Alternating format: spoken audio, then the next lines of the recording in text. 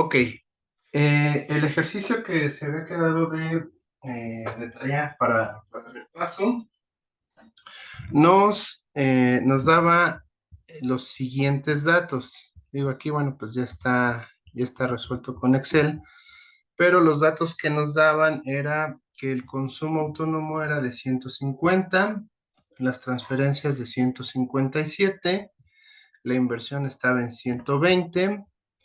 En un primer escenario nos daba del 20% la tasa de interés.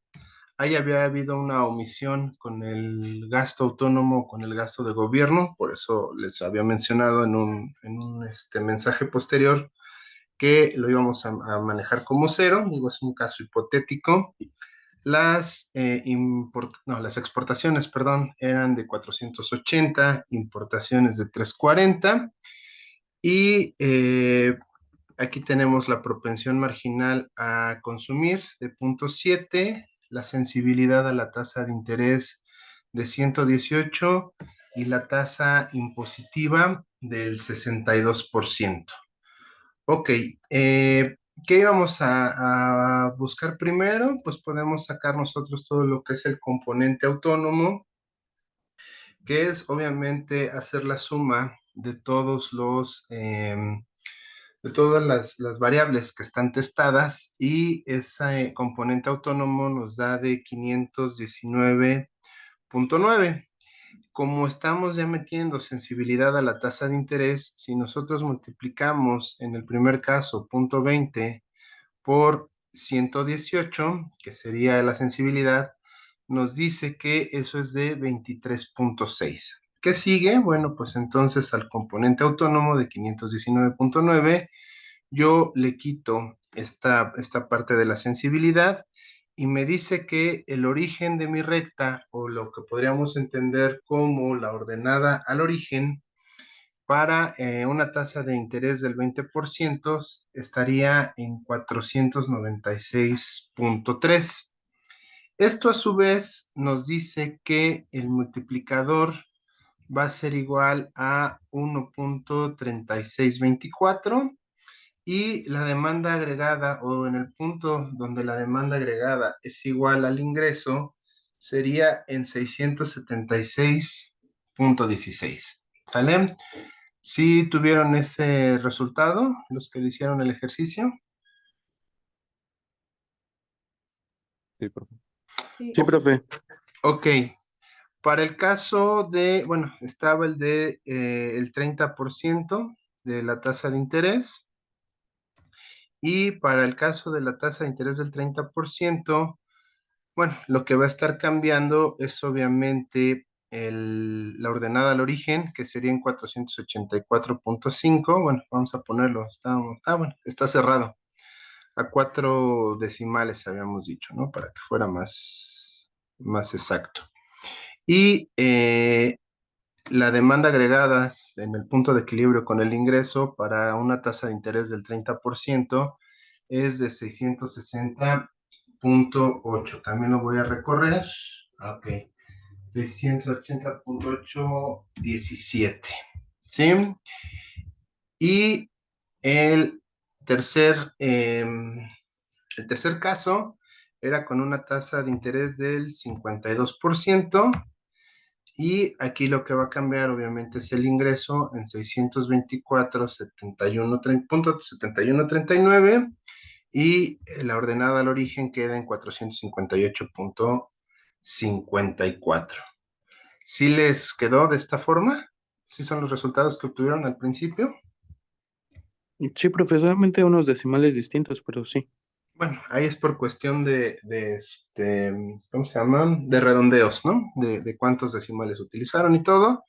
Digo, yo estoy utilizando todos pues, por el Excel, ¿no? Excel utiliza todos los decimales que tiene. Ah, bueno, también si sacaban el superávit o el déficit presupuestal, cuando la tasa de interés es del 20%, hay un superávit presupuestal de 262.22 o 0.2180 para dejarlo más exacto, y cuando la tasa de interés es del 52%, el superávit presupuestal disminuye a 230.3226. ¿Sale?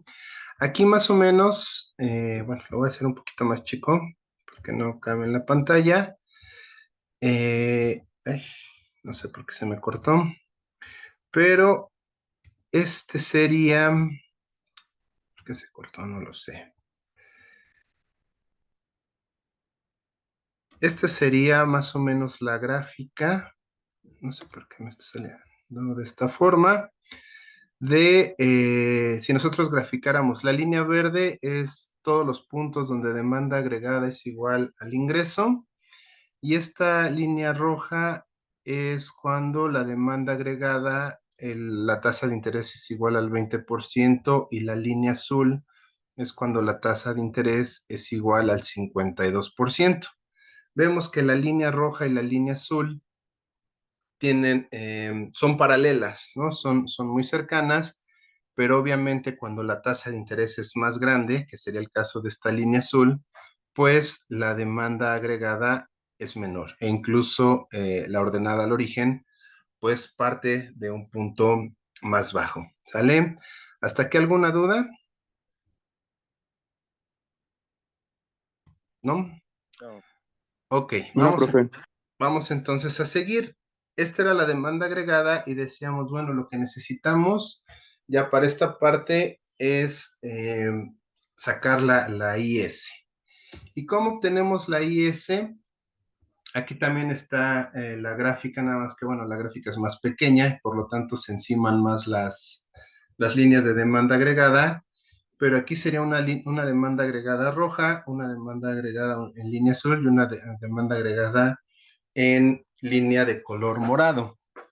Y bueno, la verde, que es la de 45 grados, que siempre tomamos como referencia. Vemos que las tres líneas, digo, también por la escala, son paralelas, ¿no? Y están muy pegadas. ¿Qué datos vamos a obtener? Que las tres manejan exactamente el mismo multiplicador de gobierno, y lo único que va a cambiar es que con la tasa de interés los equilibrios van a ir cambiando. Cuando la tasa de interés es del 20%, el equilibrio entre demanda agregada e ingresos en 776.1580. Cuando la tasa de interés está en 52%, el equilibrio es menor y queda en 624.7139. Cuando la tasa de interés está en 30%, el ingreso y la demanda agregada quedaría en 660.0817. ¿Sale? ¿Qué hacemos? Bueno, pues en esta gráfica, como nada más teníamos tres valores, pues a partir de esos tres valores nosotros creamos nuestra gráfica de IS, que sería justamente esta gráfica, esta línea azul que tenemos en esta parte, ¿no? Que estoy aquí marcando, donde vemos que cuando el ingreso es de 624 puntos, más bien cuando la tasa de interés, perdón, es de 52%, el ingreso es de 624.71. ¿Por qué lo digo de esa forma? Porque debemos de recordar que en estos ejercicios la tasa de interés es la que va a estar determinando al ingreso.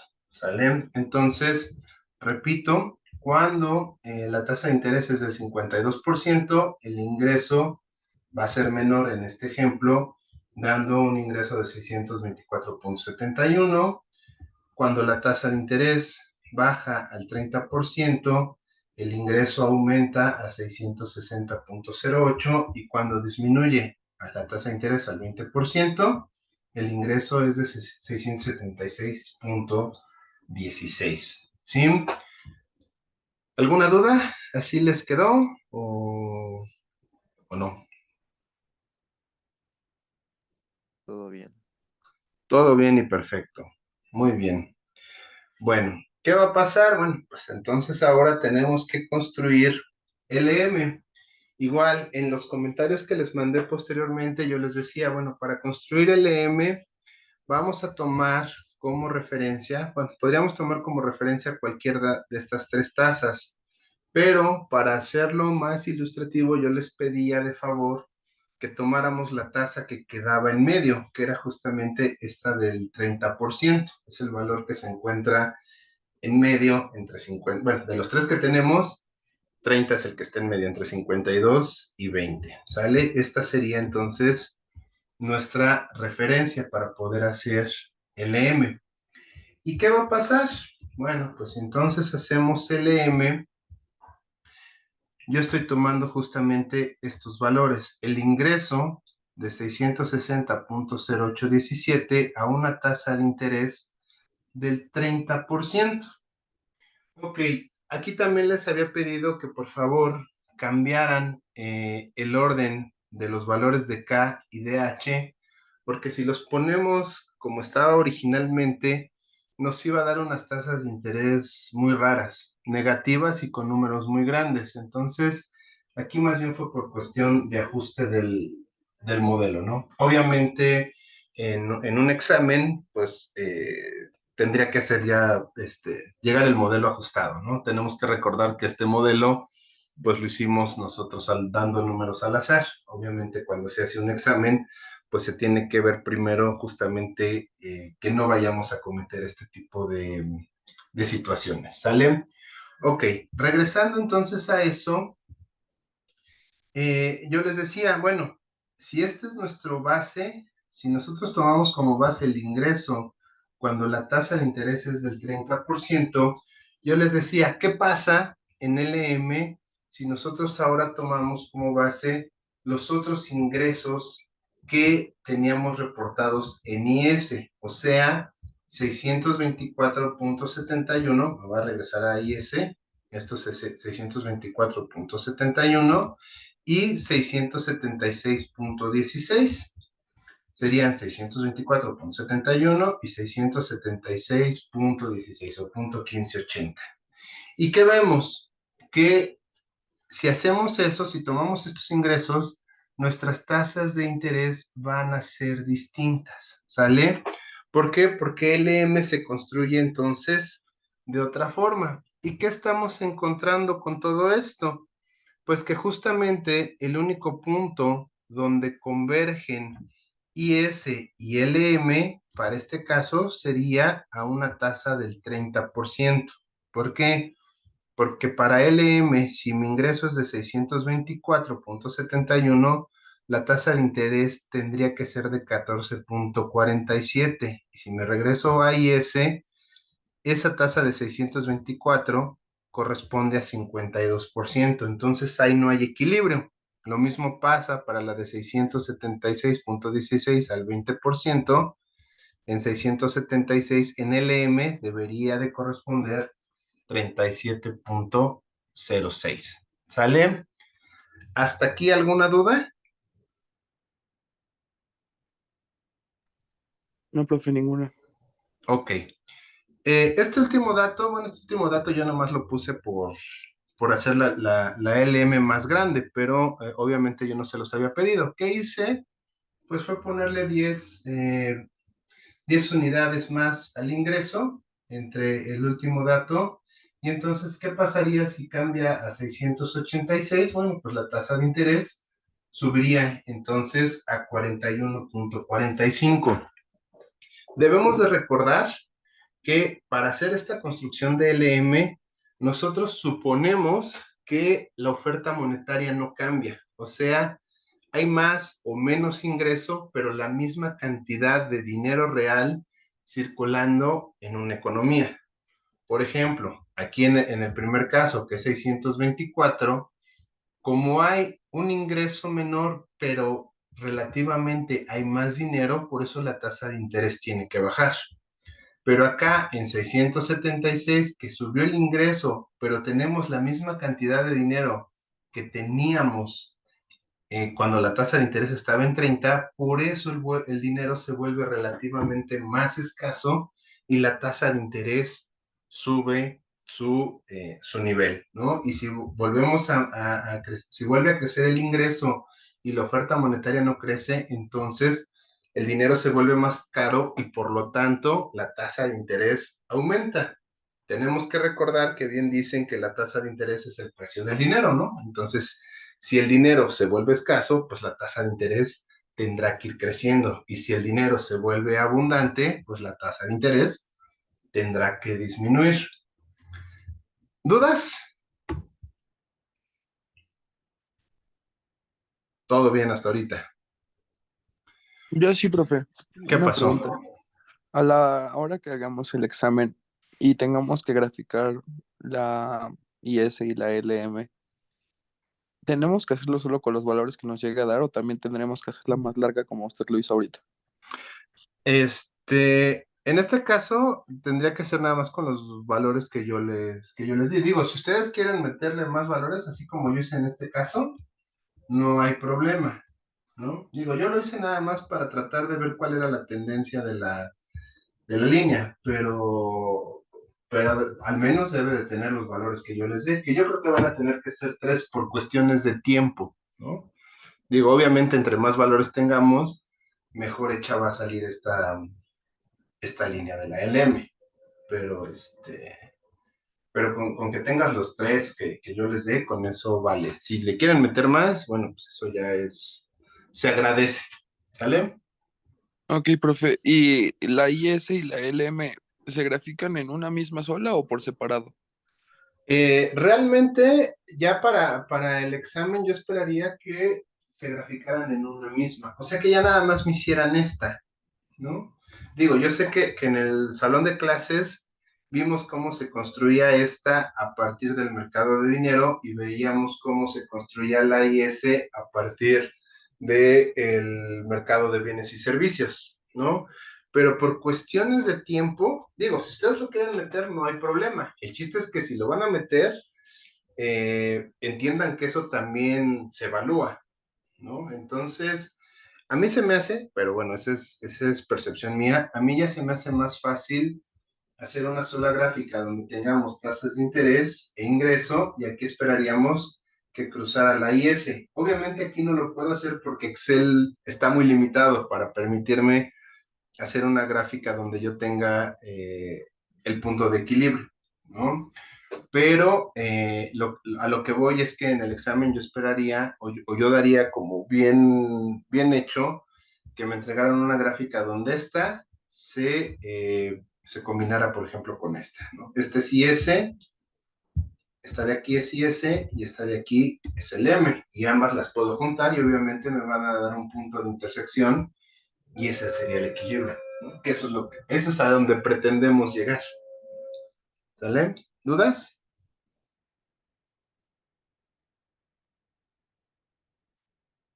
¿Sí quedó claro? Sí, profe. Ok, bueno, continuando entonces, ¿qué sigue? Bueno, ya encontramos cómo cambia la tasa de interés ante cambios en el ingreso. Aquí en el M es lo contrario. En IS era cómo cambiaba el ingreso ante la tasa de interés y aquí es cómo cambia la tasa de interés ante cambios en el ingreso. Ok, ¿qué es el siguiente paso? El siguiente paso es identificar cuánto es la cantidad de dinero que yo necesito tener en circulación de acuerdo con este modelo. Y lo puedo sacar de las dos formas, ¿no? Bueno, de hecho, más bien de la forma de L es igual a K por Y menos H por I. ¿Por qué? Porque estamos suponiendo que L es igual a M sobre P. O sea, la cantidad de dinero demandada va a ser igual a la cantidad de dinero ofrecida en saldos reales, ¿sale? Entonces, si yo hago esta sustitución, me va a dar 491.17. ¿Qué quiere decir? Que para un ingreso, bueno, independientemente del ingreso, con su respectiva tasa de interés, la cantidad de dinero que yo necesito tener en circulación en saldos reales es de 491.17. ¿Sale? Ok, bueno, esta tabla de este lado, bueno, pues ya yo la tengo porque utilicé la plantilla que habíamos hecho en el ejercicio de la clase posterior, ¿no? Que era qué pasaba si aumentaba un peso más la oferta monetaria. Y en este caso, bueno, si para este modelo, si yo aumento un peso de 491.17, cambio a 492.17, la tasa de interés va a disminuir de 30 a 29.47, ¿no? Esto nada más es como para explicar por qué está ahí esa tabla. Y igual lo mismo que habíamos hecho, ¿qué pasa si todo se mantiene constante y los precios suben en 50%? Pues la oferta monetaria en términos nominales también tendría que incrementarse en 50%, ¿no? Entonces ahora en dinero nominal que tendría que estar en circulación serían 736.75 pesos para poder mantener la misma tasa de interés y para poder seguir comprando la misma cantidad de ingreso en términos reales. ¿Sale? ¿Dudas? Bueno, voy a avanzar si no hay dudas entonces. Ok, ¿qué sigue? Pues el punto de equilibrio, ¿no? El punto de equilibrio lo vamos a obtener por esta fórmula que les había dado del ingreso. Y entonces nos va a decir que el ingreso va a ser igual a H por el multiplicador entre H más K por B por el multiplicador, todo eso por el componente autónomo, más B por el multiplicador entre H más K por B por el multiplicador, todo eso por los saldos reales de dinero o la oferta real de dinero. Y me va a dar un ingreso de equilibrio de 660.0817, que es exactamente el mismo que tenemos aquí, ¿no? 660.0817. Si yo sustituyo este ingreso en la fórmula de arriba, porque aquí la tenemos como una variable, también es una comprobación y también me tiene que dar exactamente el mismo resultado. Ok, ¿qué sigue de aquí? Pues prácticamente lo que yo les mencionaba era que a partir de esta ecuación, lo que vamos a obtener es el multiplicador de política fiscal y el multiplicador de política fiscal nos dice que es de 0.7986 y el multiplicador de política monetaria, que es esta parte, todo esto de acá, nos va a dar entonces 0.4986. ¿Y qué quieren decir esos números? Bueno, política fiscal lo que nos va a decir es que el aumento de una unidad eh, monetaria en el gasto autónomo, en el gasto del gobierno, si el gobierno decide aplicar un peso más en su política fiscal, el ingreso crecerá en 79, casi 80 centavos, ¿sale? Y por el contrario, si el Banco Central, sería en este caso nuestra autoridad monetaria, decide aumentar un peso, meter un peso más a la economía, ese peso que entra de más a la economía genera un aumento en el ingreso total de 0.4986, o sea, casi de 50 centavos. ¿Sale? Hasta aquí, los que hicieron el ejercicio, ¿sí llegaron a estos datos? Sí, profe. Sí, profe. Sale. Sí. ¿Qué hacemos? Entonces, bueno, podemos ya presentar el modelo de forma resumida y decimos que el multiplicador del gasto, que sería un AG, bueno, A subíndice G, quedaría en 1.3624. El componente autónomo, que sería nuestra atestada, sería de 519.90. La B, que es la sensibilidad a la tasa de interés, es de 118. H, que es la sensibilidad de la tasa de interés, pero en la demanda de dinero es de 189. y K, que es nuestra sensibilidad a cambios en el ingreso o a la demanda de dinero de acuerdo a cambios en el ingreso, sería de 0.83. Nuestra oferta monetaria en términos reales queda en 491.1678. ¿Qué sigue? Pues sustituyo. Encuentro la tasa de interés a partir de LM y me dice que la tasa de interés de equilibrio es del 30% y el ingreso de equilibrio que lo obtengo en IS me va a decir que es de 660.0817. Ok, con esto acabamos entonces lo que sería la primera parte del ejercicio, lo que se había quedado originalmente de tarea, pero bueno, ahora que estuvimos haciendo las modificaciones para poderlo adecuar, les mencionaba que trataran de hacer un ejercicio donde vieran qué pasaba si la política fiscal y la política monetaria actuaban de forma coordinada, qué iba a pasar con el ingreso, qué iba a pasar con la tasa de interés. ¿Y cómo iban a actuar de forma coordinada? Pues la política fiscal iba a aumentar en una unidad el valor y la política monetaria también iba a aumentar en una unidad el valor. Vamos a ver qué sucede. Voy a copiar estos datos. El dato de... bueno, esto es mejor.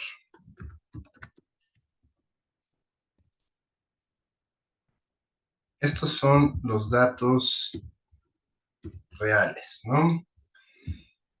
¿Qué pasa si yo en la política fiscal le pongo un peso extra? Ese peso extra va a cambiar mi ingreso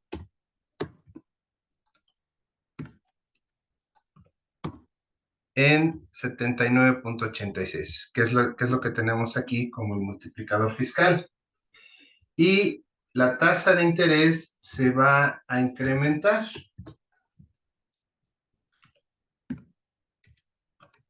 Que sería justamente este punto 35. ¿Ok? Eso pasó por haber hecho solamente política fiscal, pero podríamos utilizar política monetaria para tratar de contrarrestar ese efecto negativo que se tuvo en la tasa de interés. ¿Por qué un efecto negativo? Pues porque subió. Y esa subida en la tasa de interés, nosotros debemos de recordar que entonces va a afectar sobre todo a la inversión. El inversionista ya va, dependiendo de qué tan sensible es a la tasa de interés, puede afectarle ese peso que hubo extra en la política fiscal. Ok, ¿qué va a pasar? Vamos entonces a meter también un peso en política monetaria. Y si nosotros metemos el peso en política monetaria, lo que vamos a encontrar ahora es que el ingreso también subió y de alguna forma logró contener, no en su totalidad, pero sí logró contener ese peso extra que estaba metiendo la política fiscal. Sale de 30.35, lo bajó a 30.04. ¿Queda claro?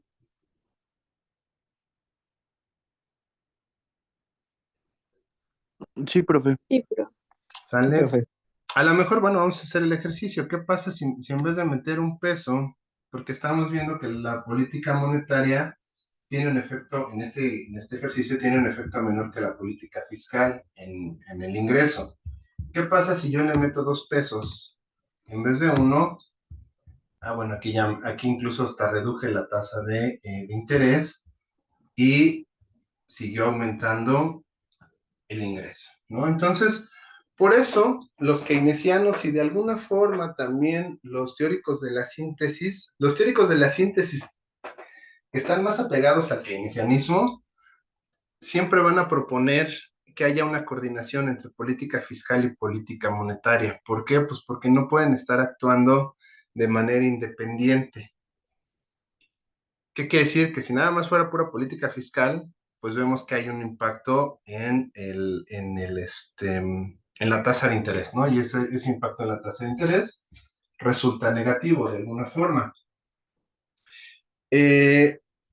Los de la síntesis que se apegan más a la parte neoclásica, que a final de cuentas terminaron siendo la mayoría, ellos son más conservadores y ellos dicen, no, la política fiscal no tiene razón de ser.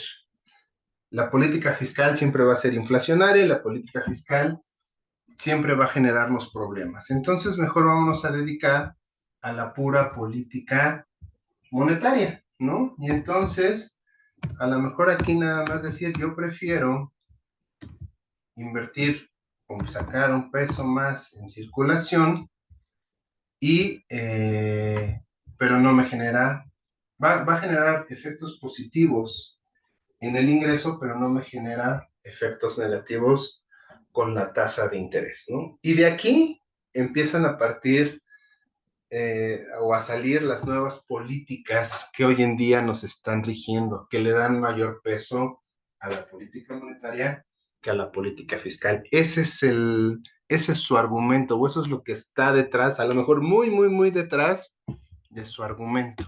¿Sale? ¿Dudas? ¿Quedó claro todo este ejercicio? Sí, profe, todo bien. Sí, profe. ¿Sale? Ok, entonces, bueno, esto sería la parte del ejercicio. Vamos entonces a continuar donde nos quedamos la vez pasada, que era justamente la curva de Phillips. Nada más que, a ver, permítanme porque, ahí está.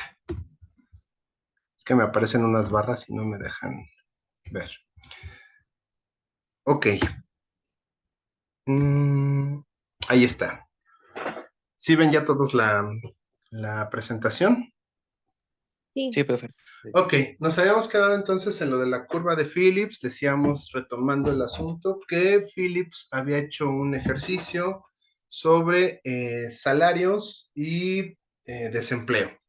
Y entonces, retomando, Phillips decía que los salarios nominales iban a estar creciendo conforme el desempleo se reducía, pero esos salarios nominales se iban a reducir cuando la tasa de desempleo aumentaba. Y él va a decir que la tasa de inflación salarial, a lo que él llama como G subíndice W, se va a definir como WT más 1. W son los salarios en términos nominales y T más 1 quiere decir que es la misma variable, pero adelantada un periodo, ¿sale? Entonces, esa WT subíndice, más bien W subíndice T más 1, menos el saldo, o más bien menos el salario de este momento, dividido entre el salario de este momento, nos daría cuál es la inflación que existe justamente o existiría en el siguiente periodo. Obviamente, yo les decía, bueno, no se puede saber el futuro.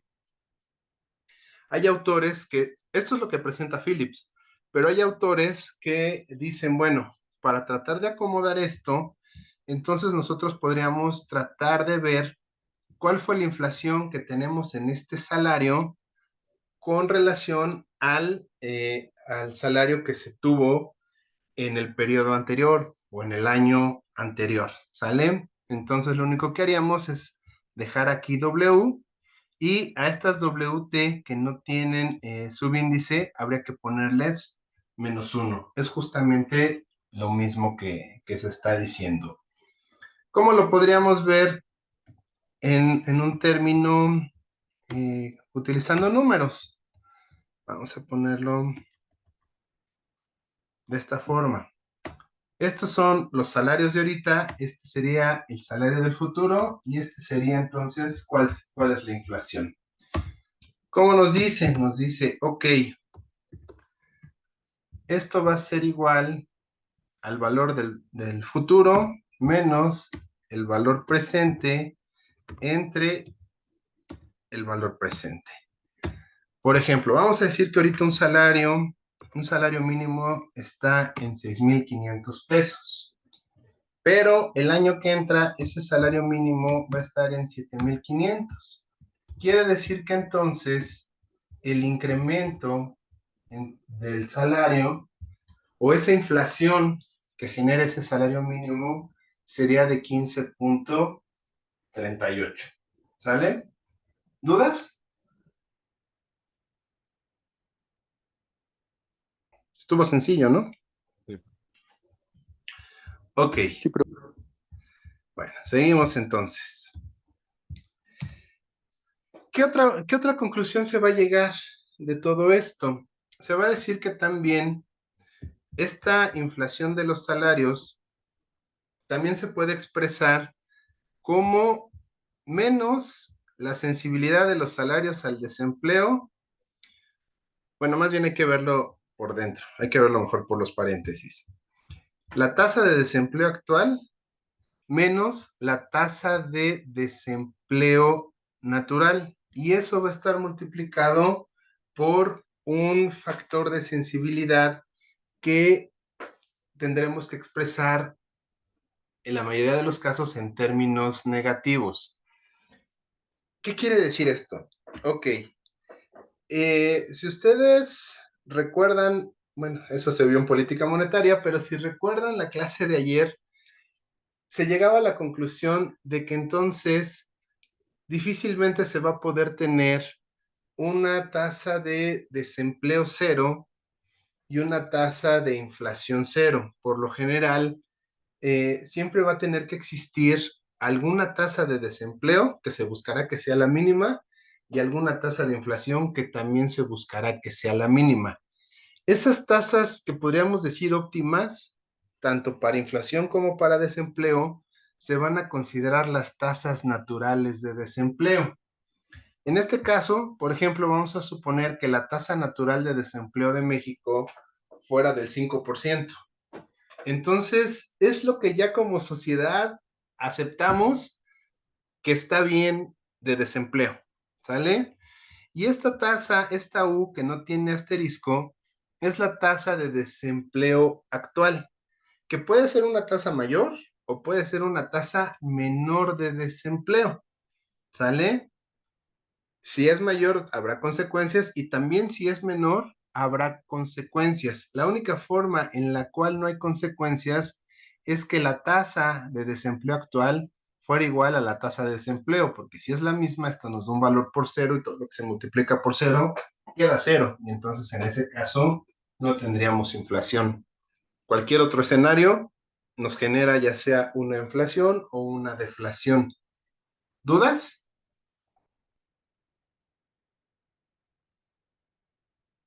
no, profe. Ok, No. vamos entonces a seguirle.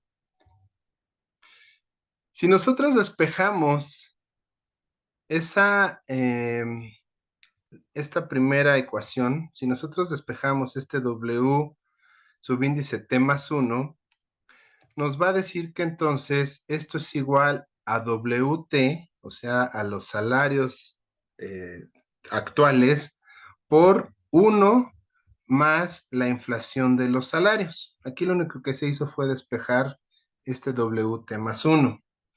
¿Y qué va a pasar? Si yo sustituyo ahora esta GW por la ecuación 2, o sea, por esto, lo que yo voy a tener es que entonces los salarios del periodo siguiente van a ser iguales a los salarios de este periodo por 1 menos la sensibilidad que existe al desempleo y esa a su vez multiplica la tasa de desempleo actual menos la tasa de desempleo natural. ¿Dudas?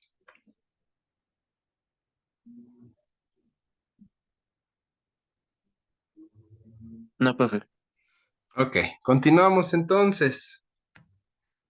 Vamos a hacer un ejercicio y nos dicen, encuentra el salario del siguiente periodo, o sea, de WT más 1, a partir de los siguientes datos. WT, o sea, los salarios en este momento son iguales a 2,000. la tasa de desempleo actual es del 5% y la tasa de desempleo natural es del 10%. ¿Qué quiere decir? Que entonces, en este ejemplo, nosotros estamos por debajo de la tasa natural de desempleo. Sigue habiendo desempleo, pero está por debajo de su tasa natural. Y la sensibilidad que se tiene a esto es 4. Ya nosotros nos vamos a empezar a acostumbrar entonces a que estos indicadores de sensibilidad simplemente son valores bueno, aquí se dan en números positivos. ¿Por qué? Porque nuestra fórmula estamos diciendo que es menos E, ¿no? Entonces, por eso el valor se da en un número positivo. Sería igual, o epsilon, más bien, sería igual a 4. ¿Dudas? No, profe. Ok, entonces, ¿qué les da? ¿Qué valor obtienen ahí?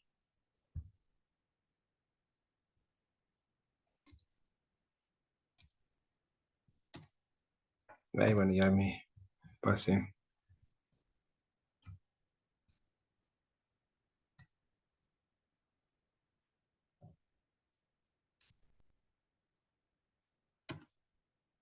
Siento. A ver, vamos a ver entonces qué nos da. Ahí, se trabó. Ok, sustituyendo entonces es 2000 por 1 menos 4, porque aquí era positivo, ¿no? Pero teníamos un signo negativo cuando sustituimos, menos 4 por 0.5 menos 0.1. Me dice entonces que el salario en el futuro sería de 2.400 y la tasa de inflación de ese salario sería del 20%. A lo mejor ahí hubo un tema con los signos, Con los ¿no? signos. Sí, ya vi, sustituye mal. Ok, pero entonces, ¿qué está pasando? Que al existir una tasa de desempleo actual menor en comparación con la tasa natural, lo que nos va a dar es entonces un efecto en el compensatorio con la inflación. ¿Por qué? Porque tenemos menos desempleo del que debiéramos de tener y entonces ese desempleo se compensa con una inflación alta. ¿Sale? Eso es lo que quiere decir en sí la curva de Phillips. ¿Dudas? No, profe. Avanzamos entonces. Ok, aquí hay un ejercicio 2. Vamos a ver entonces cuál es el salario para el siguiente periodo, pero ahora lo que cambió va a ser el dato. ¿En qué pasaría si entonces ahora nosotros estamos con una tasa de desempleo mayor que la tasa de desempleo natural? ¿Sale? Ok, entonces voy a pausar esto y ahorita me dicen su resultado. 1600 les dio. Por ahí había otra persona, también les dio 1600. Sí, profe. Sí, profe. Ok, vamos a ver. Ok, da 1600 y aquí lo que obtenemos entonces es una tasa negativa, ¿no? Obviamente la tasa disminuye. ¿Por qué? Pues porque el desempleo actual es mayor que el desempleo de la tasa natural, ¿no? Podríamos decir, bueno, realmente lo que tendríamos que decir es que disminuye el nivel de precios en un 20%, pero podríamos aquí manejarlo coloquialmente, que tendríamos una situación o de una inflación negativa del 20%, o hay quien llega a decir que esto es una deflación del 20%. Ahí hay una cuestión más bien de conceptos que no nos vamos a meter ahorita en ese tipo de debates, pero bueno, queda claro lo que queremos decir, ¿no? Los precios disminuyen un 20% porque se compensa que tenemos un desempleo mayor que nuestra tasa natural de desempleo. Ok, ¿dudas? Digo, esto está, creo yo que está muy sencillo, ¿no?